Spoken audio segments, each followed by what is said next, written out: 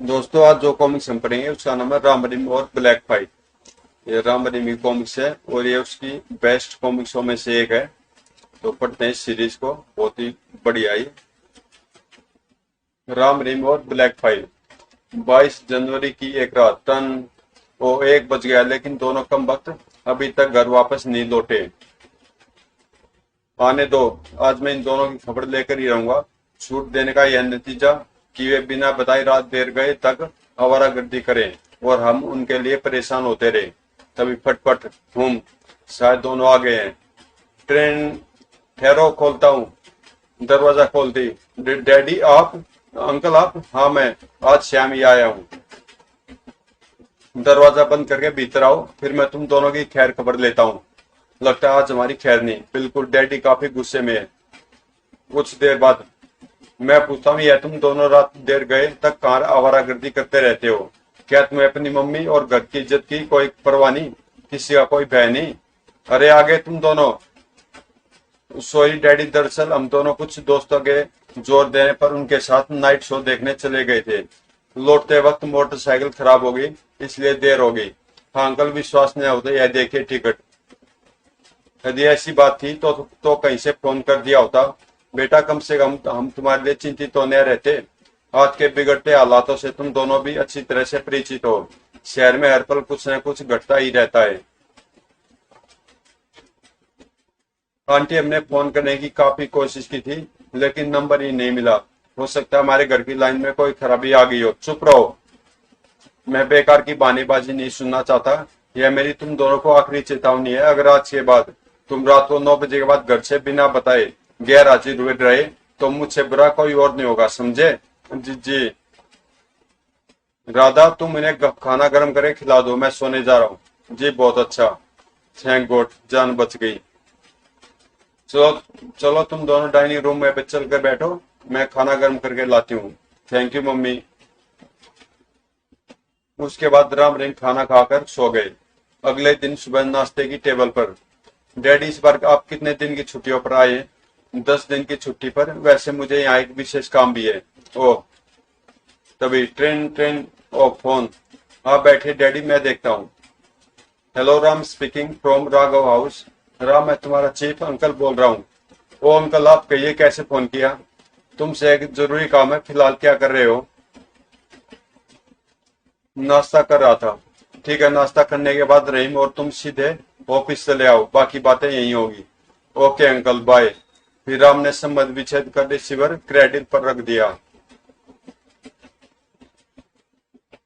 किसका फोन था बेटे? मुखर्जी अंकल का। उन्होंने मुझे और रहीम को अपने ऑफिस में बुलाया। क्यों? यह तो उन्होंने बताया नहीं, वह कह रहे थे वहीं बताएंगे। राम का उत्तर सुन कर्नल राघव का चेहरा गंभीर उठा। राम, क्या तुम मुझे बता सकते हो कि तुम्हारे मुखर्जी अंकल तुम में और रहीम में इतनी दिलचस्पी क्यों रखते हैं?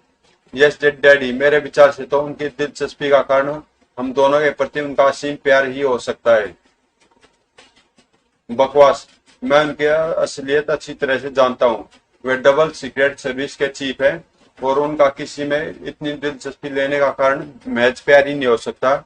मैं सच्चाई जानना चाहता हूँ। सच्चाई यही है डैडी, वे आपके गहरे दोस्त हैं। इसी कारण हमें अपने बच्चों की तरह प्यार करते हैं। कमबख्त किसी भी तरह सच्चाई बताने के लिए तैयार नहीं। खैर, मैं भी एक न एक दिन यह रात जानकर ही रहूंगा। कर्नल राघव इस बात से सर्वथा अनभिज्ञ थे कि राम रहीम बाल सीक्रेट सर्विस के सबसे चुस्त और चालाक डबल एजेंट है। नाश्ता करने के पश्चात राम रहीम फटाफट तैयार हुए और मोटरसाइकिल पर सवार होकर सीक्रेट सर्विस के मुख्यालय की ओर चल दिए। लगभग 20 मिनट बाद वे चीफ मुखर्जी के ऑफिस में उनके सामने बैठे थे। बताइए चीफ, आपने मैं अचानक कैसे याद किया? आने वाले खतरे से आगाह वह सूचित करने के लिए। क्या मतलब? मुझे विश्वास है कि तुम दुनिया के खतरनाक एवं कुख्यात मुजरिम साकाल को अभी तक नहीं भूले होगे।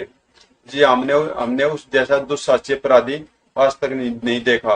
आज से 5 साल पहले हमारे एक पड़ोसी देश के इशारे पर हमारे देश में कत्लेआम मचाने आया था, लेकिन अंत में वह तुम दोनों के कारण अपनी जान बचाकर भागने को विवश हुआ था और हेलीकॉप्टर से समुद्र में कूदकर आत्महत्या कर बैठा था। जी हाँ, बिल्कुल ठीक कहा आपने। लेकिन 5 साल बाद आज अचानक आपने उसका जिक्र क्यों छेड़ा? इसलिए कि वास्तव में साकाल मरा नहीं था, बल्कि अभी भी जीवित है और हमारे देश में विनाश लीला करने की तैयारी कर रहा है। क्या ये आप क्या कह रहे हैं चीफ? मैं ठीक ही कह रहा हूँ डबल एजेंट। कल रात मुझे उसका फोन आया था। उसने मुझे धमकी दी है कि वह न केवल तुम दोनों से बदला लेगा, बल्कि हमारे देश में खून की नदियां बहा देगा। ओह चीफ, साकाल से संबंधित फाइल तो आपके पास होगी। हाँ, लेकिन उस फाइल का तुम क्या करोगे? साकाल के बारे में तो तुम दोनों सब कुछ जानते ही हो। काफी अच्छा हो गया, तो हमें उसकी शक्ल भी याद नहीं रही। इसलिए अच्छा होगा कि एक बार वह फाइल हमें दिखा दें, ताकि हम सही सही ढंग से उसकी खोजबीन कर सके। आश्चर्य है तुम किसी खतरनाक अपराधी की शक्ल भूल जाओ। मुझे विश्वास नहीं होता। खैर, उसकी ब्लैक फाइल मैं कल तुम्हें तुम्हारे घर पर दे दूंगा। क्या घर पर?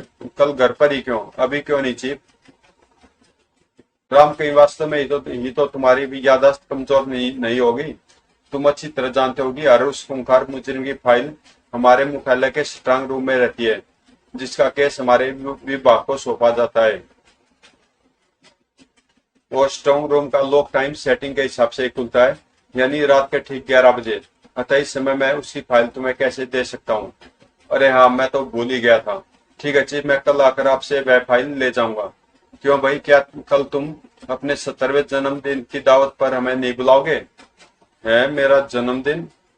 क्यों भाई, ये तुम अपने जन्मदिन की बात सुनकर अचानक चौंके हो क्यों? क्या तुम अपना जन्मदिन भूल चुके थे? ऐसी बात नहीं है चिप, दरअसल मैं इस साल अपना जन्मदिन मना नहीं रहा था। लेकिन अब सोचता हूँ मना ही डालूं, क्योंकि डैडी भी कल से हम घर आ गए हैं। गुड, तब मैं अपने प्यारे दोस्त से भी मिल लूंगा। लेकिन चीफ अतिथि के रूप में केवल आप ही दावत में होंगे, क्योंकि इतने कम समय में किसी को भी निमंत्रण नहीं दिया जा सकता। ठीक है, मैं तुम्हारे तोहफे के डिब्बे में ही फाइल रखता लाऊंगा, ताकि तुम्हारे डैडी को तुम्हारी असलियत का पता न चल सके। मैं भी यही कहना चाहता था। अच्छा चीफ, अब हमें आज्ञा दीजिए, कल शाम हम घर पर आपका इंतजार करेंगे। ठीक है। लेकिन रहीम, तुम आज चुप चुप से क्यों हो? चुप ना रहूं तो और क्या करूं चीफ? किसी ने मुझे बोलने का मौका ही नहीं दिया। अच्छा चीफ, अब हम चलते हैं। और चीफ मुखर्जी से विदा लेकर दोनों वहां से चल पड़े। रास्ते में, राम भैया क्या तुम फोन नहीं करोगे? वो ठीक याद दिलाया, आगे एक पब्लिक बूथ है, वहीं से फोन करूंगा। सिगरी पब्लिक बूथ के सामने पहुंचकर तुम यही रुको, मैं फोन करके आता हूँ। ठीक है। हेलो। हेलो, मैं राम बोल रहा हूँ, डबल एजेंट। ओह कहो। हम कल रात किसी भी समय अपना काम पूरा करके घर से निकलेंगे। ठीक है, रास्ते में तुम्हें पिकअप कर लिया जाएगा। वैसे तुम्हें ध्यान है ना कि तुम्हें किस किस मार्ग से होकर गुजरना है? जी हाँ। अच्छा, अब मैं फोन रख रहा हूँ। बूथ से बाहर निकल आया राम, संबंध विच्छेद करके।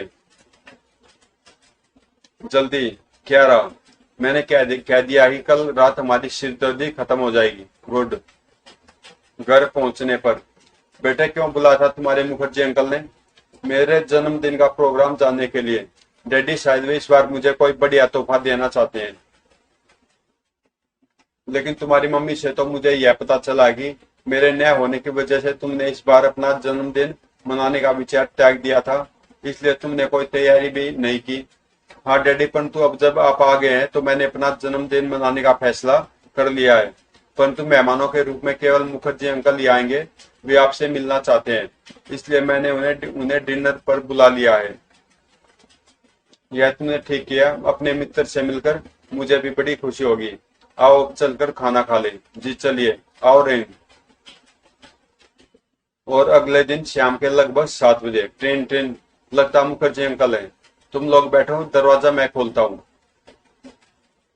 आने वाले चीफ मुखर्जी ही थे। Hello mister Mukherjee. Hello colonel मेरे दोस्त। कैसे हो मेरे दोस्त? बहुत बढ़िया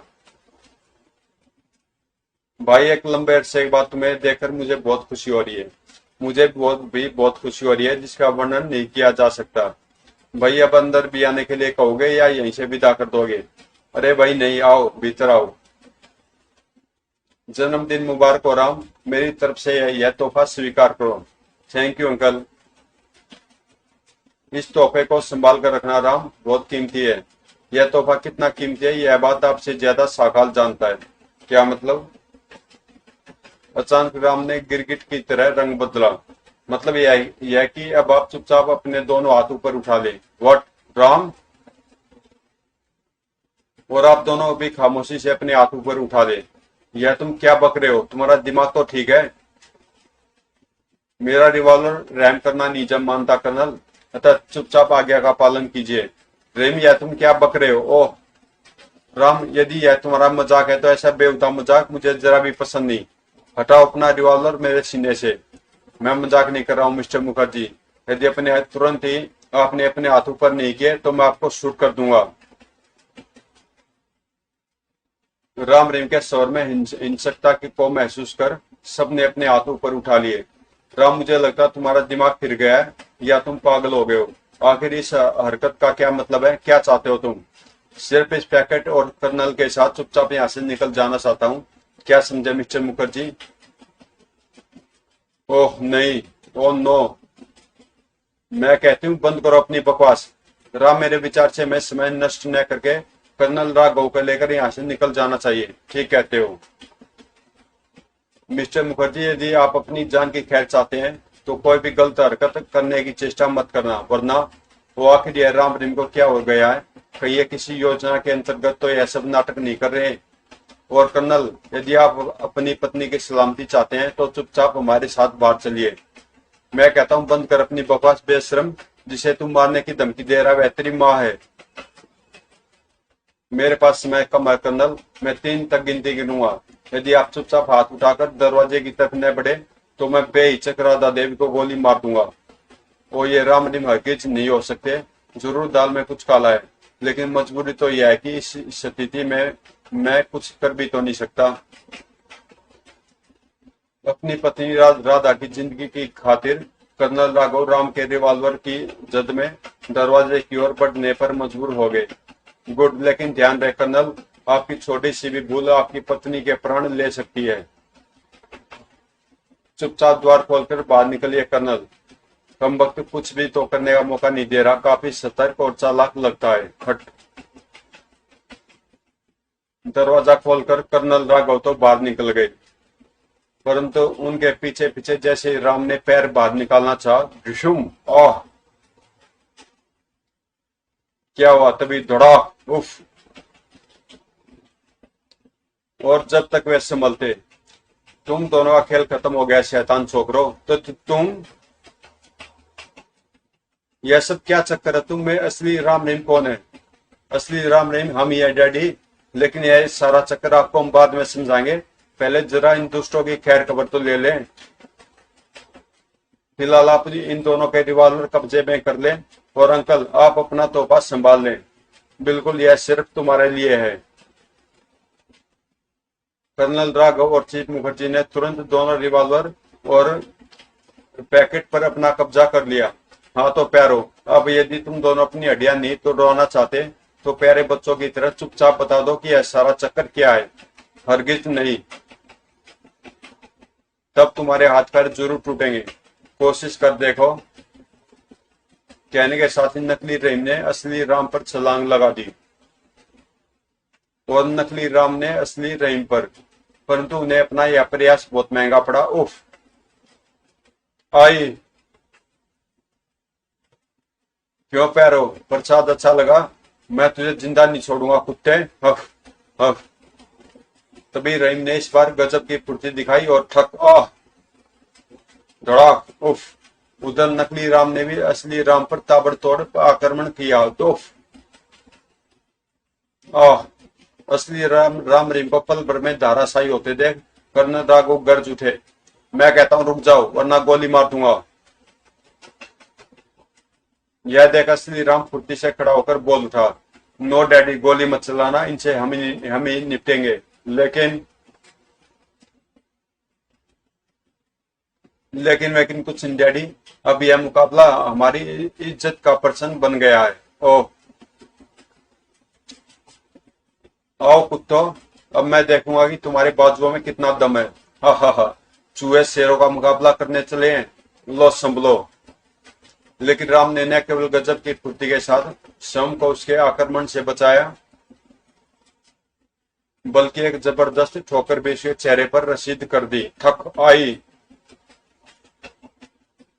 उसके बाद राम ने नकली रहीम को संभलने का एक भी मौका नहीं दिया। खटाक आए, आई क्षुम तड़ाक, उफ, मर गया। असली रहीम भी नकली राम को गुस्सों व ठोकरों पर ले चुका था। क्षुम, उफ, खटाक आए, आई। और असली राम और नकली रहीम आपस में बुरी तरह गुथ चुके थे। अफ हफ।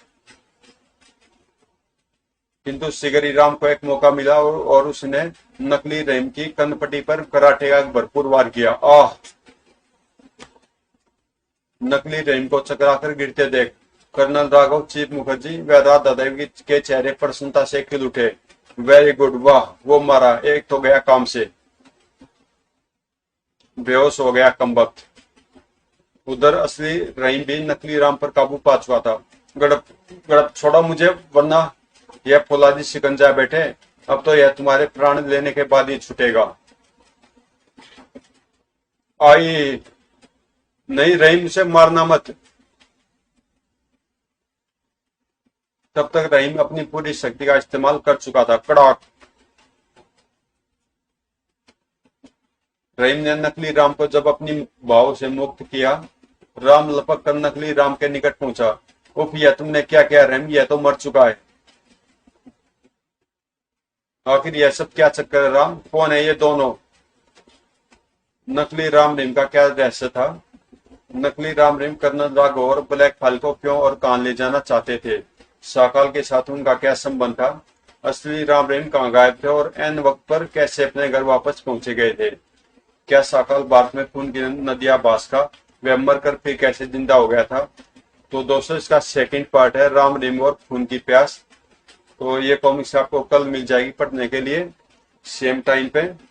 और अगर आपको कॉमिक्स अच्छी लगी तो प्लीज चैनल को सब्सक्राइब कर देना, और मिलते हैं इसके अगले पार्ट में, राम रहीम और खून की प्यास में।